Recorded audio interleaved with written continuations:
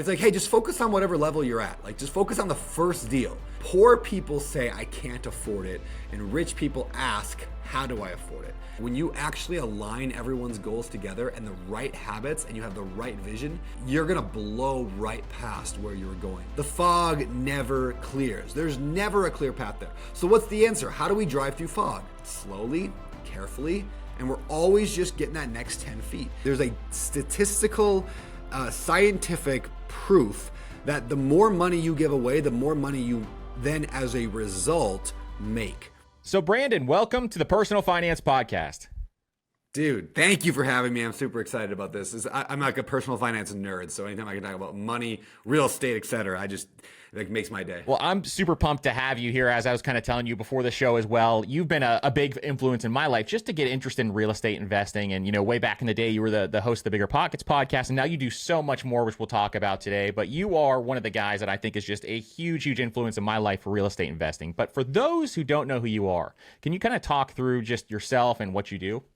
Sure, man. I'll go way back. I was born Midwest, Minnesota. Dad's a meat cutter. Mom did a daycare in my house, so very blue collar roots.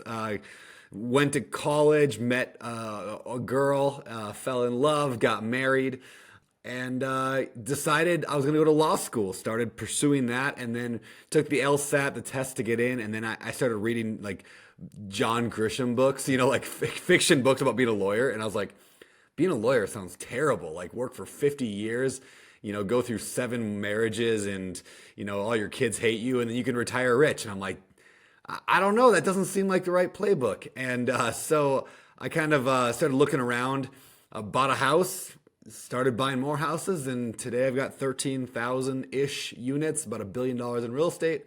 Wrote a bunch of books, and there's beginning, middle, and end, but we can jump in anywhere in that you want to dive in. And that's what I'm so excited to kind of talk about, because your journey really did start off just kind of starting with, single family, multifamily houses, and just kind of starting slowly and then building it up to where you are now. And you did it in a very systematic way. So we're going to talk through all that today, but yeah. Tell me why you kind of chose real estate over all other investing vehicles and kind of how you got started there. Yeah, it's a great question. Part of it, so early on, I remember going to the library and I got a book on day trading. It was like Day Trading for Dummies. And then I got a book on real estate. And I read maybe 6 pages of Day Trading for Dummies, and I was like, this is the most boring thing I've ever experienced. And I read a book on stock investing. I read like a few pages of it, and I was like, this is so unbelievably boring. And then I read a real estate book, and I read the entire thing front to back, and I was like, this is the best thing ever. So I don't know why real estate just made sense in here, but it just did, right? Some people just wake up and they're just like, oh my gosh, day trading, that sounds great. Or stocks, or, whatever, plumbing companies, I don't know, whatever. Like it just happened to resonate in my soul. But also because it doesn't require a whole lot of intelligence. Like it's like, buy a house, like make sure it makes more money than what it costs. Hold on to it. It goes up in value. I make money. Like, it's not a super complex thing. And so I could figure it out. I liked getting my hands dirty. I liked being involved. And so, like, even from the beginning, I was out there doing all my own work at the first many years, maybe the first decade. I was out there fixing toilets and crawling under houses. And, there's lessons to be learned in that. Not everyone has to do it that way. But I like the fact that I could compensate for my lack of cash. This is maybe the biggest reason, too, to invest in real estate. I could compensate for my lack of cash with effort. That's a lot harder to do with the stock market. If you make $40K a year and you live on 37 of it, it's like, okay, you can put $3,000 a year into the stock market or into some other investment vehicle. And sure, by the time you're 75, you're going to be the richest person in the graveyard. But like, if you don't have money, it's hard to force it with just like sheer will and determination in anything other than, business like entrepreneurship or real estate.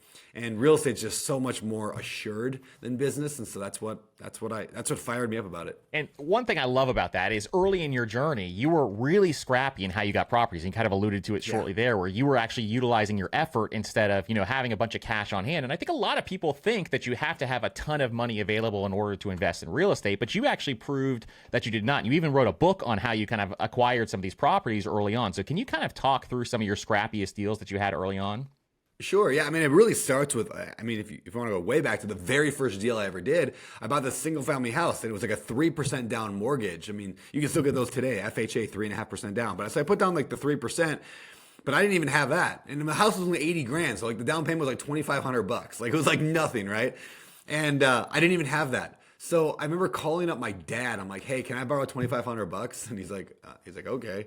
And so he lent me the money. And so like, obviously that's like a silly, like early version of creative finance, but that's what creative finance is somebody brings the money, somebody brings the deal.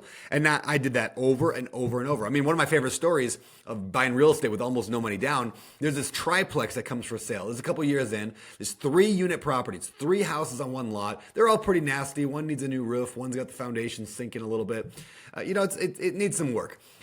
But I knew it was a cash cow. I knew it was going to be good. But I needed probably 30 grand total for the down payment and some rehab costs. And so, most people at that point would just give up, be like, yeah, it's not going to work out. But I'm like, no, how am I going to make this work out? So I talked to a buddy who I actually knew from church, and I just said, hey, and I knew he had some money. I knew he had good credit. He had a great job. He's like a bank's best friend, right? And I was not a bank's best friend. I had no money, no job, no income.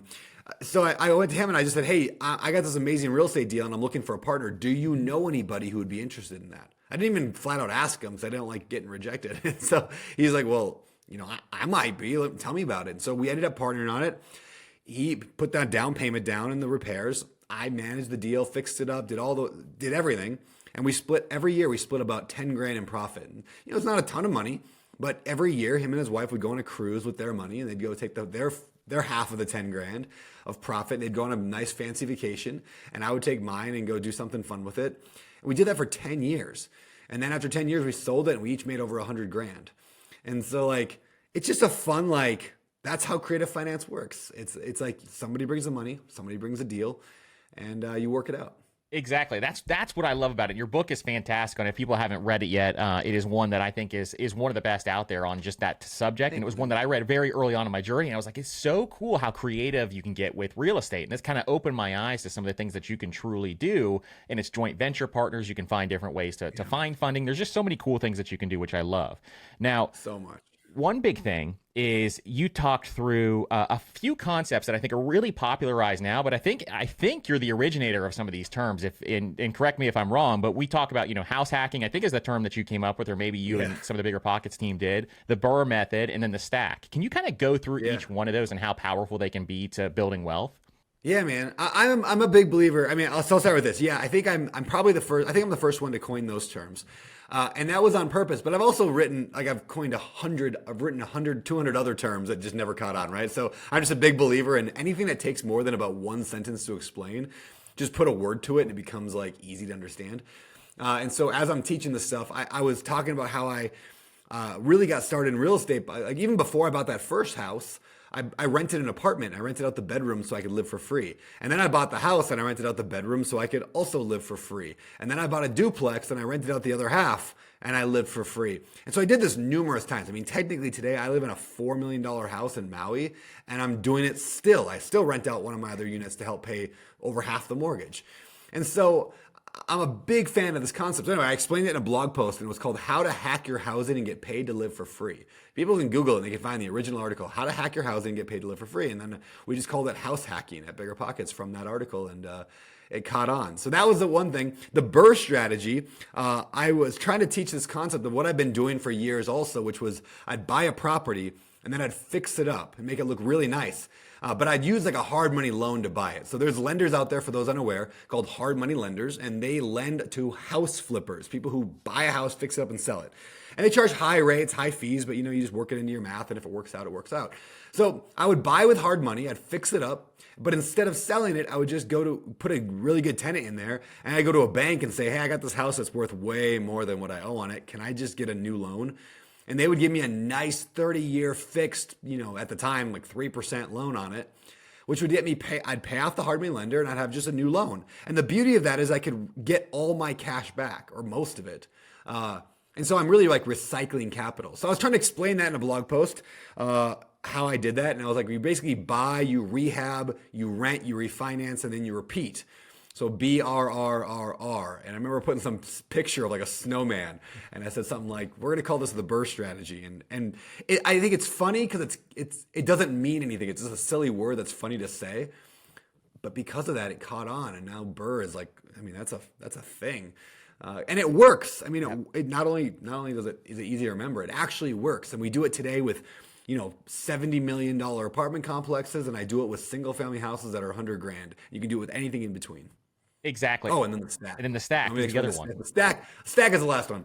The stack is fun. It basically, I remember back in the day, I used to listen to or watch this show called Income Property with a guy named Scott McGilvery. It was on HGTV in Canada. It was like he was a Canadian guy, but it was on HGTV. And he basically would go into a unit and fix it up and rent it out. And it would be like a duplex. He would turn somebody's attic into another unit or a basement into another unit. I loved this show. Early on, it was like my favorite TV show. At the beginning of every episode, they would introduce Scott. It was like the intro music or whatever, and they would be like, Scott has, and it would say 100 properties. And I remember thinking every time I heard that, like, that's insane. How does a person buy 100 properties? This guy he's young too. He was like 40. I'm like, how does a 40-year-old buy 100 properties? It takes me like a whole year to buy one house and fix it up and rent it out. How does somebody do 100? It would take 100 years. And that's when I realized if you get into multifamily, you can start growing exponentially. So let's say you buy a single family, and then next time you buy a duplex, and then maybe you buy a fourplex, then maybe a 10 unit, and then maybe a 20 unit, and then a 40 unit. And oh my gosh, you're at 100 units, like just like that. Like it really does add up quickly when you start getting into multifamily. So the stack is simply a way I teach to people to be less overwhelmed by the sheer number of units you might want to acquire to get financial freedom. And it's like, hey, just focus on whatever level you're at. Like just focus on the first deal. And if you've already got that, then maybe branch into something a little bigger, get into a little bit bigger multifamily or maybe a larger property. And before you know it, 4, 5, 6 purchases, you could be at 100 units, which is wild. Exactly. And these are just such powerful ways that you can really truly build wealth. And if, longtime listeners will remember, like house hacking is one of the first episodes we did because I just love the way that you can really just get into a property and live for free if you want to. And then BRRRR is typically how I buy real estate. Like if I do buy it is usually using the BRRRR method, which is really cool. Speaking of the BRRRR method, one big thing that you kind of talk about, and I'll tell a story about this after I ask this question before we dive into it, is there's a phrase that you say all the time, and it is instead of utilizing the word I can't, you say how can I? And I think this is such a powerful mindset shift that a lot of people can think through. And the story that I have on this is there was a property that we had from someone off market that sent over to us, and we were going to utilize the BRRRR method for it. So this had a tenant in there who was someone who was sitting in the house. We had to get the tenant out and kind of do this whole thing. It was a struggling landlord, but we were going to BRRRR this property. But with this exact deal, we had to find the funding, that afternoon. So literally in one afternoon, I had to find the funding. And I said to myself, typically I would say to myself, I just can't find the funding that quickly. It was one of those deals that, it's just not enough time. But I said to myself, how can I? And how can I led me to call 45 different people that I know in real estate investing. Finally, on the 45th call, I found someone. And if I didn't have that mindset shift just from, you kind of stating that, I don't think I would have ever been able to find that deal. But we found the deal within the time frame of the next couple of hours because of that. So can you kind of talk through where that mindset shift came from you and how powerful that is in your life? Yeah, man, I totally I love that story, by the way. Sometimes it just takes 45 phone calls, It does. It's like, and the vast majority of people will never do more than 2. Exactly. It's like, it didn't work. I did 2 calls. It didn't work. But I remember reading it in Rich Dad, Poor Dad. And he phrased it a little differently, but he said in there, poor people say, I can't afford it. And rich people ask, how do I afford it? And I remember just my mind exploding when I heard that. I'm like, that my entire life before that point had always been, we can't afford it. We can't afford it. I can't afford it. And I never once heard anybody say like, well, what if you shifted the way you think? Like just the idea of mindset. And I define mindset as like the way that you solve problems. So like your mindset when it comes to buying a real estate deal, most people, I had a post go viral a few weeks ago on TikTok and it's got millions of views now. And in it, the reason it went viral is because people hate it so much. Because all I did is I explained how if you buy your kid a property like at a young age and you can pay it off over 15 years, it'll basically cover their college. And people are just melting down with the idea of like you can't, if you've got young kids, you're probably not rich yet because you're young. There's no way you could buy real estate for your kid. Like, yeah, I bought my kid a mansion. I bought my kid a pony. Like everyone's making fun of like me must have been a rich guy. And I'm like, y'all just have a really toxic mindset. Right. Just thousands of comments of people just like, absurdly offended at the idea that somebody could buy real estate without a lot of money and being wealthy already. So yeah, just that concept from Rich Dad Poor Dad of how do I afford it, and then you translate that to anything. Not I can't do it, but how do I do it? How do I find that deal? How do I find that business partner? How do I find that lender? How do I find that deal? All of it. It's just how is the most important word in the English language, and majority of people will never ask it. They just shut down because it's easier and safer and more comfortable to say can't be done and go back to scrolling TikTok than to put in the work to make 45 phone calls. And that's what it kind of leads you to do, is asking how can I lead you to the next action, because there's always another action that you can take, you can actually go forward on. And that's what it allows you to do, which I think is so powerful once you start thinking that way. Now, yeah, it's so true. There's a lot of people who listen to this podcast who are interested in financial independence and retiring early. That's just a big thing that people like on this show. And you reached financial independence actually really early with real estate. But I remember you talking through and saying you kind of got bored. Like you got to the point where you could kind of hit your bare bones expenses. You could cover those expenses, but it just really wasn't that fulfilling to you. So what kind of led you to kind of want to grow, personally, and what kind of led you to want to grow your portfolio as well? And why did you want to do that? Yeah, I think some people out there probably could, like if they won the lottery or suddenly had $1 million or was getting 10K a month in income from something, they could be really happy just reading every day and watching TV and going on vacations. Like, I'm sure there are people that would be happy like that. But almost everybody that I know, myself included, who was able to retire early cannot retire early. Like, our mindset doesn't work that way. We cannot just do nothing and be lazy. Sometimes I wish I could. So like, if I get more than like a few hours of like nothing to do, I'm like, I got to start a business. I got to do something. Because largely it's a game, like it's a game that has real stakes, but it is a game. It's like, I wonder if I can do something even bigger. So yeah, at 27, I was making, it wasn't a ton of money. It was like $4,000, maybe $3,000 to $4,000 a month. I owned like 30-ish rental units, and we just kind of maintaining them myself, a couple hours a week of, fixing a toilet here and there. But even that, mostly I'd outsourced to property managers and to contractors. So I sat on a couch and I watched Law and Order for like 6 months. Like I watched a lot of Law and Order. And I just was like, what am I doing with my life? And so I started reading other books on like internet marketing a little bit, because I thought, well, that's an interesting thing. What if I taught this stuff online? And that kind of led me to the Bigger Pockets world and then starting the podcast. And then at some point I remember I was on stage at this conference and I'm teaching this, I'm at this conference. There's 1,000 people in the audience. They're high level multifamily syndicators. Like these are like the top investors in the country. And I'm on stage and I realize like, dude, like I'm like the least qualified person to be in this room. Like I am playing it safe. I've got my 30 little units and I feel real good about that. But I was like, I want to deserve to be back in this room. Like I want to know that I came face to face with my potential and I didn't like where I was.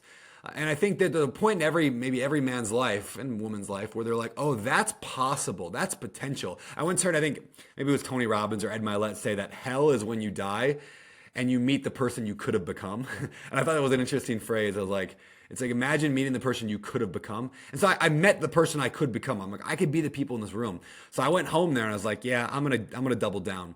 And so that's when I grew from the 30-ish units. I bought a 50 unit and then I bought another 13,000 units. And I just kept going because I'm like, I know I can do more. So yeah, get financial freedom, of course. Get to that point where you don't have to worry about the bills. Yep. But then you get to play a bigger game and you get to focus not on survival, but on thriving and building and generating wealth and jobs for people and taking care of families and knowing that you're the one putting food on their table because you took the risk to start a business or to grow a real estate empire.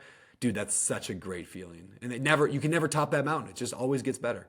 Exactly. And that's where I found almost, getting to that financial freedom point, it kind of just reduces that stress and that anxiety that's it's removed. And then all of a sudden you can think clearly. And when you start to think clearly, I'm the same way as you were. Like, I just always want to start businesses. We have a bunch of different businesses that we run, and like all the time, it just wants to, I want more all the time, but it's just kind of how I'm wired. But when that stress and anxiety is gone, you can think more clearly to kind of think through some of those possibilities and assess the risk tolerance and all that kind of stuff, which is pretty cool. Now, you built up this massive portfolio and you built what I love about this is that you built a systematic plan to build up basically this $1 billion portfolio. And it is very, very systematic on how you do this, but it's also simplistic in how you can explain it. So can you kind of explain how you did this and how you went that route? Yeah. Yeah, man. So there's a few things in here, and I'll acknowledge a lot of, I was in the right place at the right time, and I had the right connections. And so I'm not saying everyone out there can go build $1 billion business, but I'm also not saying you can't. I started with a vision. So I said, hey, what do I actually want? And that's a powerful question I would encourage people to ask themselves. What do you really want? Not like what's expected of you or what you read in a book or what somebody else has, but like what would be amazing if you were a painter painting your future? Like what would you paint? What sounds awesome? And I said, you know what? Having a team of like a dozen people, maybe like, half a dozen to a dozen people that I'm working with, owning mobile home parks. Not that mobile home parks were the best investment in the world. They were a good one. And it was more important that I make a decision than exactly what decision I make. So I was like, okay, what sounds cool? Mobile home parks. How much do I want?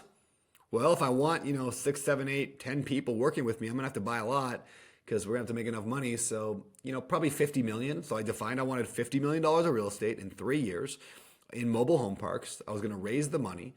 And I laid out a very clear vision. And then I just went out and did exactly what I said I was going to do in the vision. Now, the vision didn't say how I was going to get there, so I had to figure it out along the way.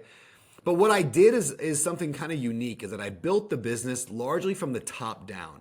Most people build a business, and most businesses I've started in the past have been from the bottom up, which is where you are everything, and then you outsource the lowest paid job in the company, you outsource. So you're like, oh, well, I'm tired of doing cleaning toilets, so I'm going to hire a janitor to clean the toilet. And then I'm tired of bookkeeping. I'm going to hire a bookkeeper. You slowly elevate yourself to being the leader of a company. I would guess 90% of people do that when they're building a business. I was like, well, what if I just hire someone really good from day one to just run the thing? And I didn't have the money to hire someone in the beginning. Like I didn't really make that much again. So I was like, well, what if I just gave them equity? So I basically gave equity to a partner, and I said, hey, I got the ability to raise some capital because people know who I am. You run the company, I'll raise the capital. You just run all the business, and I'll show up once a week to talk on a meeting with you. And that's kind of what we did. Now, it ended up being a lot more work than that, but generally speaking, I built it from the top down. And so I didn't have to do I've only done a few interviews ever in my entire life. I have 150 employees right now, and I've maybe done 3 interviews ever because I hire from the top down, and then they built out the company. And then the last thing I'll say is, a phrase that I say all the time, like I run this thing, the Better Life Tribe, and it's like our keystone phrase. You get the results of what you repeatedly do. And so another way to look at that in business is we talk about lead measures and lag measures. A lead measure is an action that you take that leads to the result, the lag. So, the calories that I consume is a lead measure. The scale shows me my lag measure, my weight.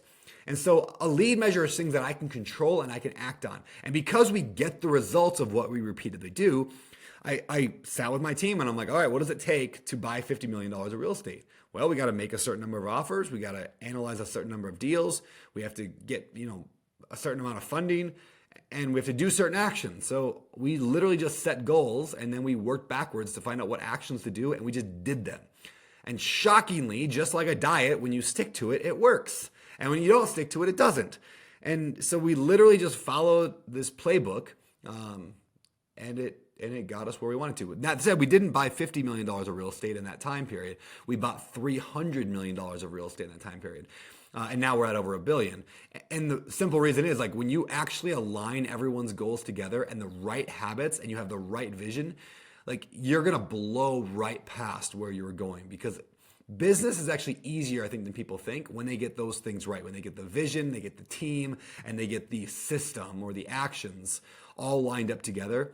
It's like having a sports car where everything is just dialed. It's just going to run better. And that's what I love about what you did, is basically you did the opposite of what most people do. Most people start with, some of the lower level employees, and they start to hire at that point in time. You started from the top down, and by doing so, that kind of helped you remove yourself from being, all the way in operations day to day, and have a little bit more freedom and flexibility, which is so incredibly powerful. Now, and it did cost me.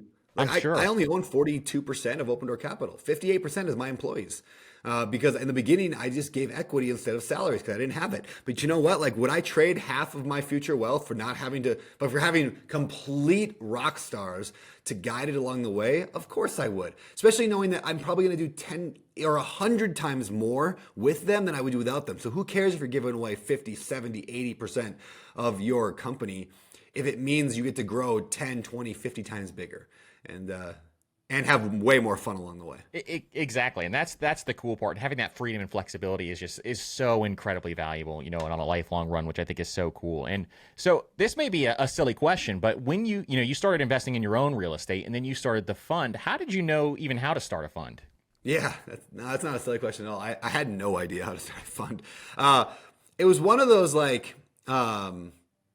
if you that phrase, the journey of 1,000 miles starts with a single step. It's like, or another way to phrase this, I often tell the story of I used to live in the Pacific Northwest out in Washington State, and it's foggy every morning, every single morning. It's just dense fog. And so when I'm getting in the car, driving to the gym, and it's 6 a.m, I can't see a mile down the road. I can't see if there's a deer or the bridge is out or if there's, a car. I can't see anything up there a mile ahead. I know generally where I'm going. All I can see is about 10 feet in front of my car. And I call that the zone of clarity. You have a zone of clarity around you. Now, most people, when they see the fog, they're like, well, I can't see it. I mean, there might be a deer. There might be a deer up there. So I'm going to pull over to the side of the road and wait for the fog to clear. But surprise, the fog never clears. There's never a clear path there. So what's the answer? How do we drive through fog? Slowly, carefully, and we're always just getting that next 10 feet. And so in my building a fund, it was well, I don't know how to start a fund, but I know how to drive 10 feet. So it was well, I know lawyers. I know a lawyer. So I was let me call Mauricio and just say, hey, what do I do? And it was I get on a phone call. Although I don't know how to start a fund, I know how to dial a phone. I know how to schedule a meeting.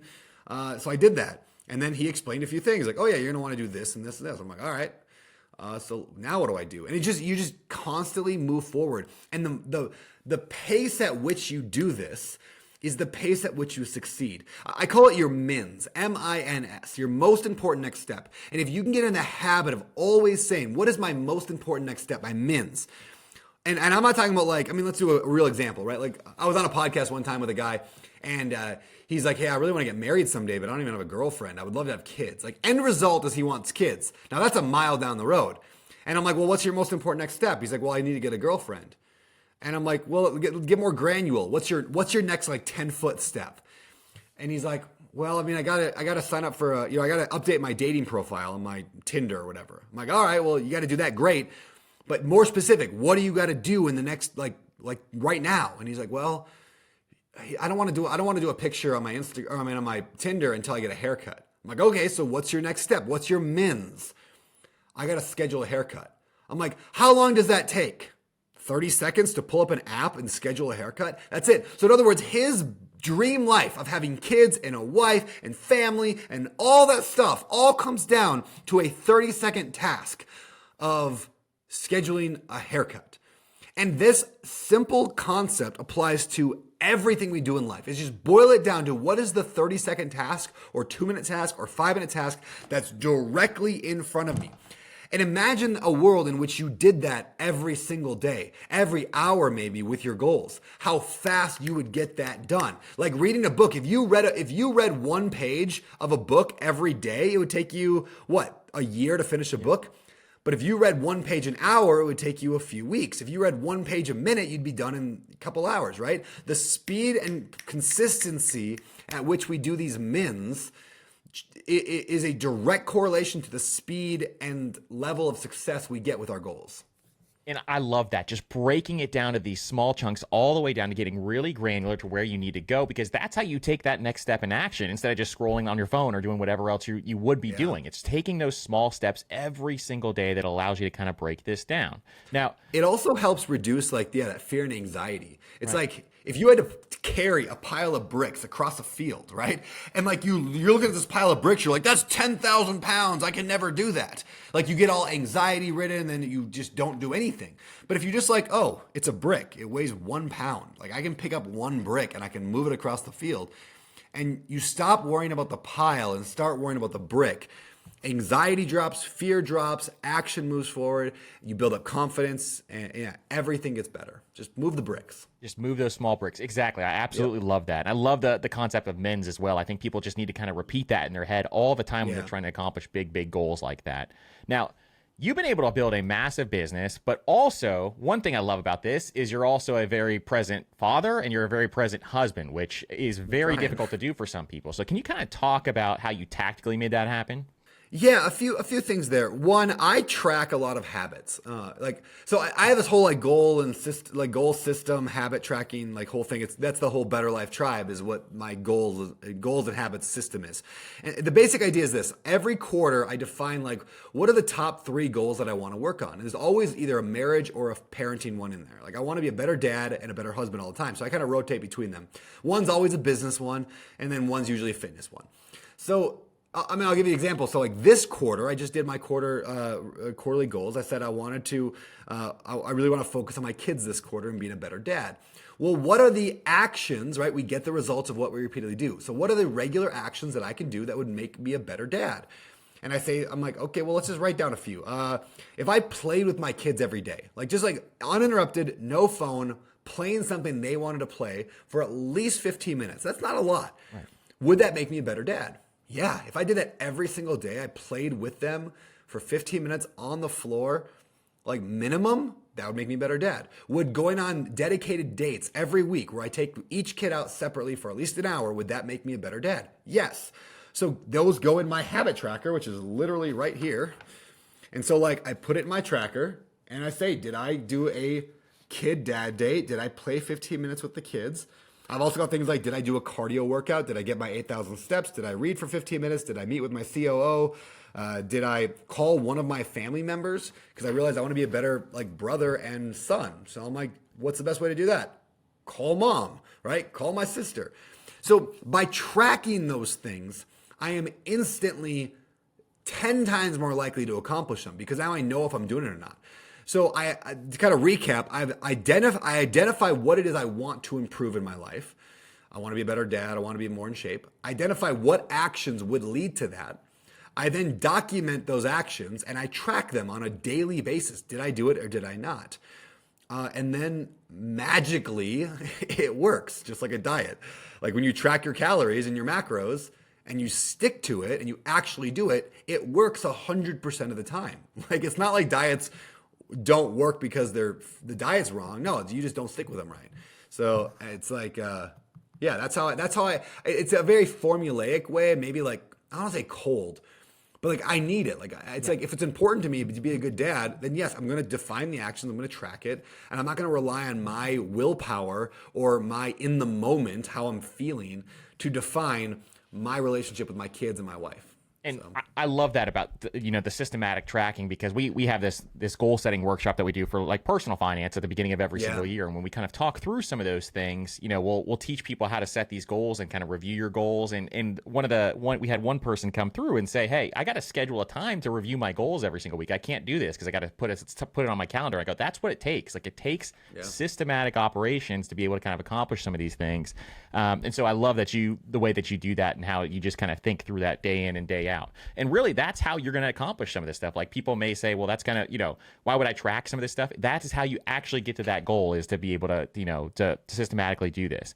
And speaking of goals, you and your wife have a pretty cool ritual that you do every year. I think it's around the beginning of the year, maybe it's the end of the year, where you do a goal setting system. Can you kind of talk about that and how that helps you, throughout your life? Yeah, I would love to. We started this process back, probably a decade ago. And it started just by we had a date on January 1st. Before kids, we just went out to the beach, this little restaurant, and we had dinner, and we just talked about what do we want in our future. And we decided, why don't we just write them down? So, this is early goal setting for me. So I was like, I would love to have a house in Hawaii someday. And I would love to have kids. And I would love to be a millionaire. It was these things. I was like, I would love this. And it was the first time I ever really with her sat down and together planned our future. Most of us listening to this podcast and doing these podcasts, we're all fairly goal-oriented people usually, but most couples are not goal-oriented couples. People are usually, it's an individual thing. It's a private thing. But my wife and I decided to make our goals a couple thing, at least like a portion of them. And so now every year around the first, we get together. We spend, we used to be it used to be a whole day that turned into like a weekend, and then we had kids and it turned into like a 2-hour date. Whatever, it gets done, and we just go through this process of like, what do we want? And that really led to all the goal setting stuff that I then later developed and then built into what I do today with the tribe and all that. It was based on the early stuff with Heather. We still do it every single year. And I'll tell you, like almost nothing can improve a relationship better than when you're fighting for your spouse's goals. Like if you're like, hey, like my wife, like her goals are not to make $1 million or to, whatever. Her goal is like to drink more water and to be a better mom. And she wants to, have more time to read. So I'm like, great. So I support her. I know that's a goal of hers. And then I encourage her. Hey, what can we do to get you more water? Hey, why don't I take the kids for a while? You can sit down and read. Because I know that's a goal of hers. I know that matters to her. Now I can build actions in my life and even add them to my habit tracker that help her. And man, that improves a marriage so much. Exactly, because you're working together towards your goals. You actually know what they want, which is another big thing. I think a lot of people just don't know what their spouse wants, and I think that's really, really powerful just to understand that and have that conversation. It just allows you to kind of get everything out that everybody wants, and you can start to work and progress towards that goal. So I love that idea, and I think it's just such an incredibly powerful thing that people can do with their spouse. My wife and I do the same exact thing, and I think it's just so cool what you can do there as well. Now, I want to shift gears because you're doing something very, very cool here, which is you have a goal of donating $1 billion to fight human trafficking. And I think that is a huge thing for us here as well. We're huge into the Tim Tebow Foundation, and we can talk through this. But you have this incredible mission to do, to really fight against human trafficking. Can you talk about, what you're doing and how you're kind of thinking through this? Yeah. It started after I left Bigger Pockets because I left the podcast because, it's not mine. Bigger Pockets is a company. They're amazing. I love them. But like they're owned by, it's private equity owned. It's kind of corporate, it's just not my vibe. Right.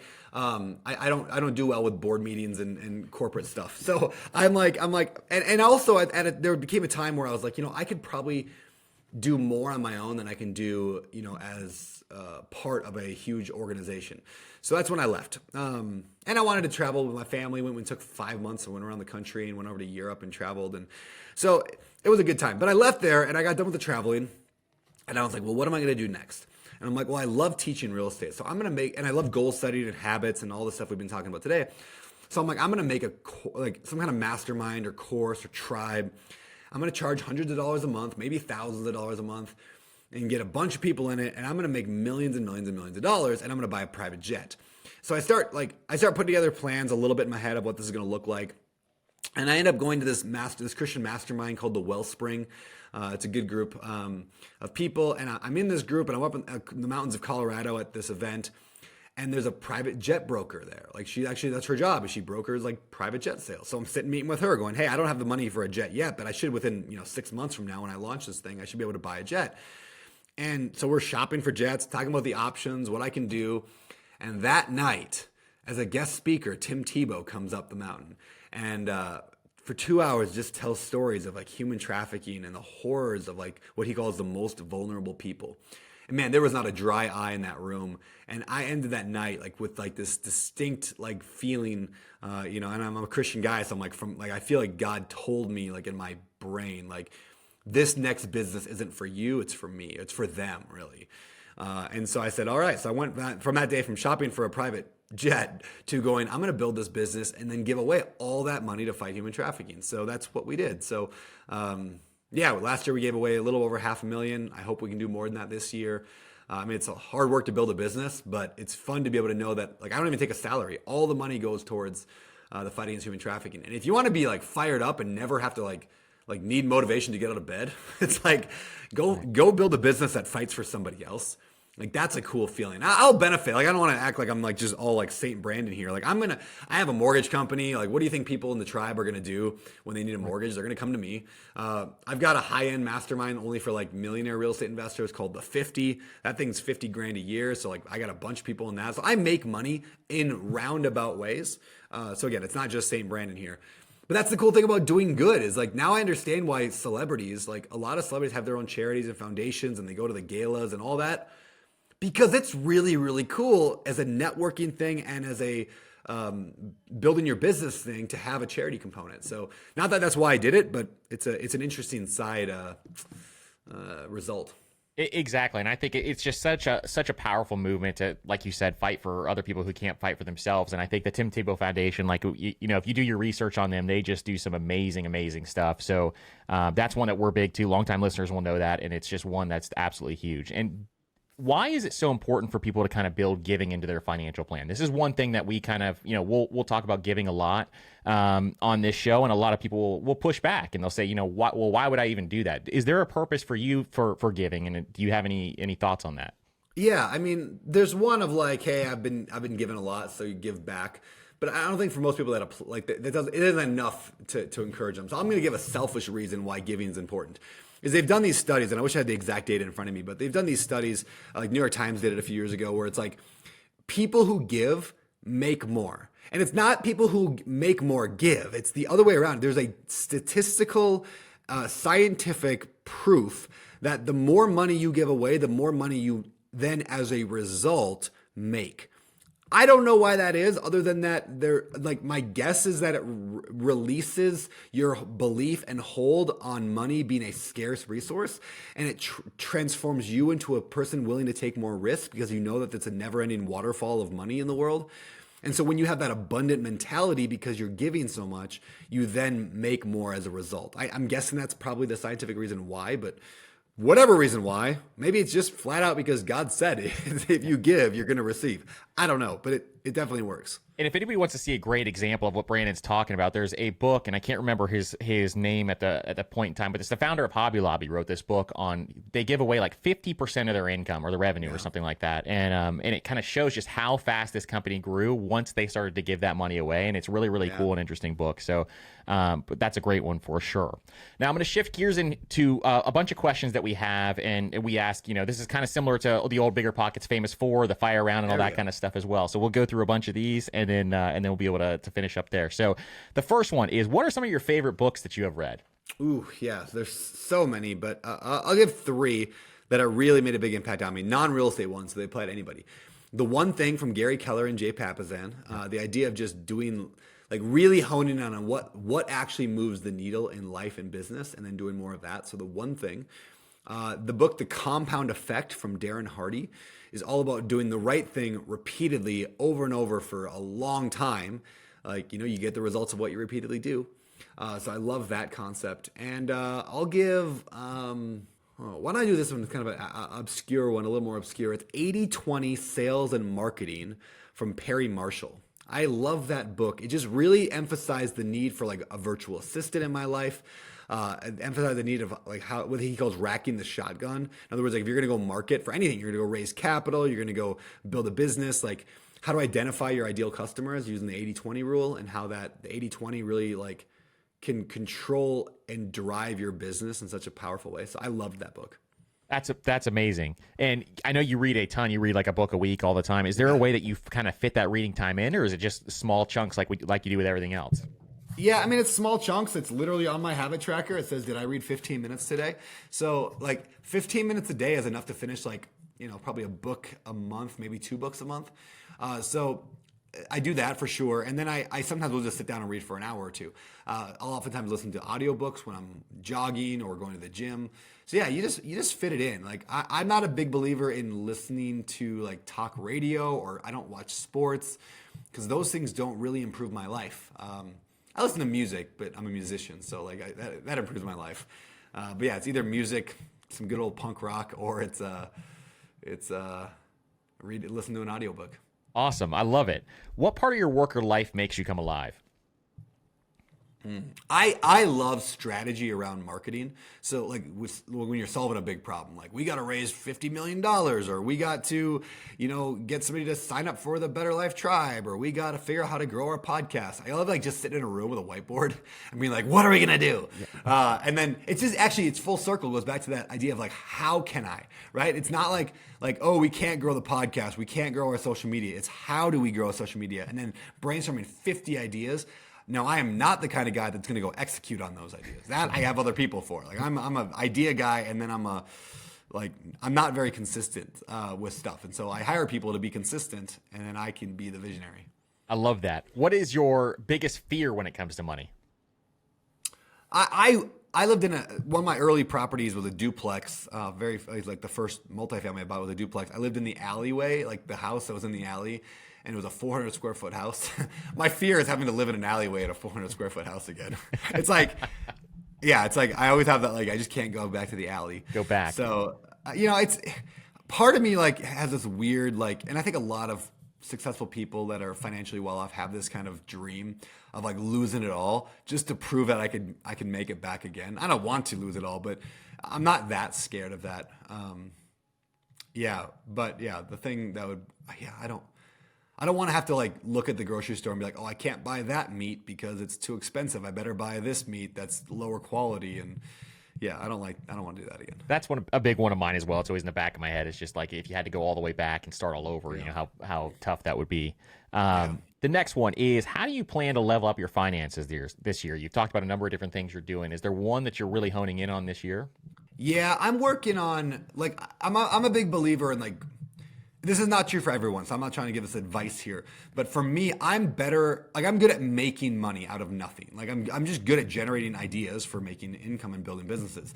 Most people should start by like eliminating expenses and cutting their avocado toast and all that. I think that's good advice generally. But I'd rather I'd rather have the avocado toast and then figure out how to make more money. And so like I'm launching a couple things. I mean, I got a mortgage company, like I said, that we're continuing to try to grow. I've got a program called like My First Deal, and it's like literally just going to be for newbies to learn how to buy their very first property ever. I think that's going to be stupid successful because I'm just basically going to guarantee it. Like, hey, you get your money back if you don't buy a property. So it's going to be like pretty easy way to get people to sign up and then actually change their life, which will be fun, and then I make some money in the process. So I'm excited for that. So I'm gonna try to generate a few more dollars this year to my monthly budget. I love it. If you could tell your younger self one thing about money, what would it be? Great question. I would say this: no matter how much money you make, you will always spend more if you're not aware of your spending. Like, I know people making millions of dollars a year that are broke all the time. And I know people that are making 30 grand a year that are living more wealthy than the people making millions. Like it doesn't, yes, you can live better with bigger things and cooler cars and houses if you have more money, but more money doesn't make you more financially free. Yep. That's it. That is so powerful to understand if you can understand that early on. And I think a lot of people need to. And then the last one is my favorite one. And it is, what does wealth mean to you? Man, wealth is the freedom to do what I want, where I want, when I want, how I want, with whoever I want. And so if that means money, which helps with that, that's huge. But if my health sucks, then I can't do what I want, where I want, when I want, how I want, with whoever I want. So health is a piece of that. It's all a piece of that. If my relationship with my wife sucks, well, then I can't do whatever I want, wherever I want, however I want, with whoever I want. So yeah, wealth is the freedom to do what I want, where I want, when I want, how I want, with who I want. That's a fantastic definition, and it shows that you modeled your life around that too systematically, which I absolutely love. So thank you so much, Brandon, for coming on today. This has been absolutely amazing. Can you tell people where they can find you and more about what you have going on? Yeah, man. I'm on Instagram. That's probably the best way. Beardy Brandon, beard with a Y at the end of it. Beardy Brandon. I have a text message newsletter I send out every single week with whatever book I'm reading and what I'm learning from it. Plus I always just try to write like a lesson. Today I actually wrote about my son, Wilder. We were on a boat, and I didn't want to jump out in the water. And he's like begging me, jump in the water, Dad, come in the water with me. And he didn't want to jump in unless I did. And for like an hour, I refused. I was like, it's too cold. I'm not getting in the water. Then finally, I realized he will not jump in unless I do. So I jump in the water. It's freezing cold. I got used to it. He jumps in. We had a great moment, just a beautiful moment of where we're swimming and playing. He did some hard things out there, and he grew. Everything got better. And I almost missed out because I wasn't willing to get out of the boat. Right? I was trying to be comfortable rather than being a good father. So that was a lesson I wrote today. I was like, where in your life do you need to get out of the boat for your kids or for your future self? So that's like an example. So I put that in my text message newsletter. You can get that at beardybrandon.com. And that's probably the best place to find it. Awesome. Absolutely amazing. Well, I subscribe to your text newsletter as well. I can attest it's awesome. I love reading it every single week. So, and thank you again for coming on. I know everyone's going to love this one. Awesome. Thank you, man. I appreciate you. You're a great host. I can tell you've done this before. Thank you. I appreciate it. We'll talk soon.